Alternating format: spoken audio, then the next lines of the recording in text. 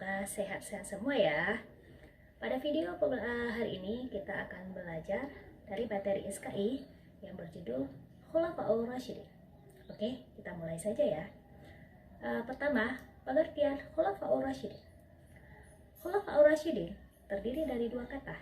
Satu, khulafah. Dua, ar-rasyidin. Arti khulafah sendiri adalah pemimpin, pengganti atau penguasa. Sedangkan ar-rasyidin artinya adalah orang-orang yang telah mendapat petunjuk dari Allah. Jadi, khulafaur rasyidin artinya pemimpin-pemimpin yang telah mendapat petunjuk dari Allah Subhanahu wa taala. Ada 4 orang khulafaur rasyidin. Pertama, Abu Bakar As-Siddiq. 2, Umar bin Khattab.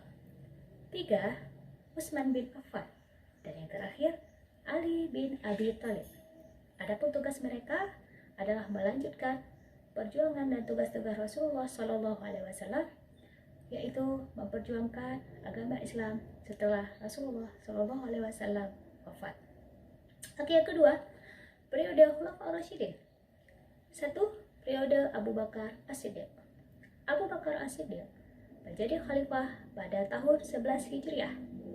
Ya, beliau diangkat menjadi khalifah dengan alasan beliau adalah orang terdekat dengan Rasulullah Shallallahu Alaihi Wasallam, sehingga mampu dan tahu bagaimana cara membimbing umat atau memimpin negara.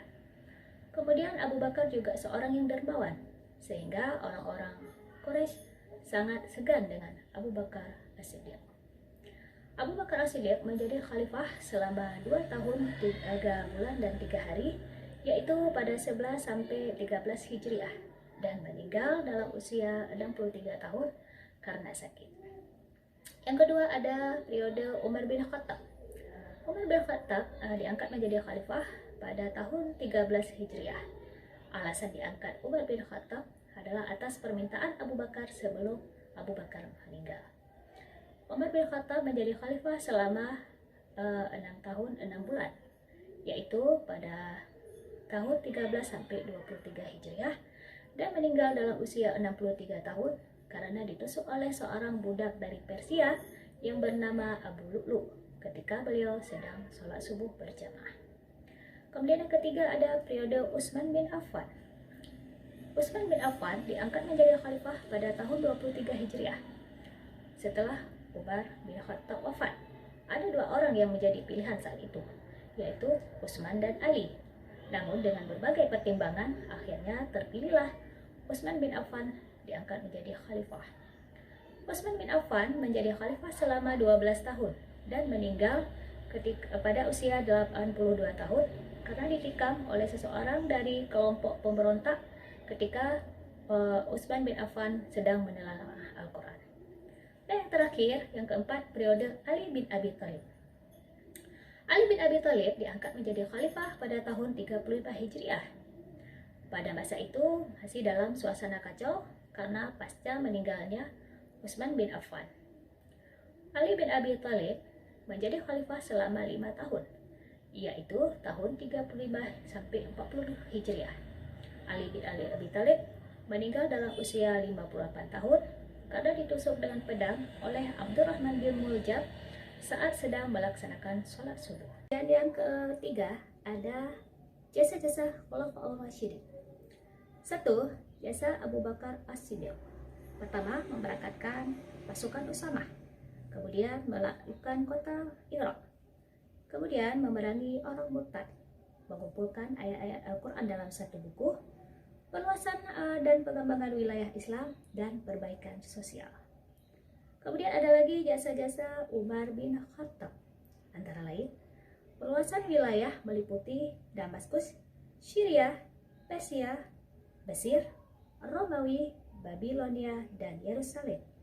Juga kesejahteraan masyarakat dengan mendirikan Baitul Mal, Departemen Keuangan, dan membagi provinsi menjadi 8 provinsi. Juga mendirikan sarana komunikasi dan informasi. Kemudian ada jasa-jasa Utsman bin Affan, antara lain memperluas daerah Islam ke Afrika, Asia, dan Eropa, merenovasi Masjid Nabawi, membangun gedung pengadilan, dan membukukan Al-Quran. terakhir ada jasa Ali bin Abi Thalib, yaitu menyempurnakan bahasa Arab dan membangun pusat kota.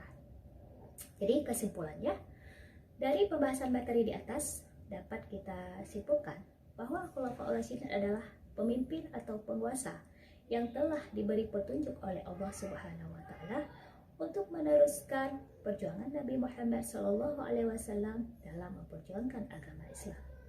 Setelah Rasulullah SAW wafat, ada 4 Khulafaur Rasyidin: Abu Bakar As-Siddiq, Umar bin Khattab, Utsman bin Affan, dan Ali bin Abi Thalib. Jadi cukup sekian untuk video hari ini. Semoga dapat dipahami dan dapat bermanfaat. Sampai jumpa di video selanjutnya. Terima kasih. Assalamualaikum warahmatullahi wabarakatuh.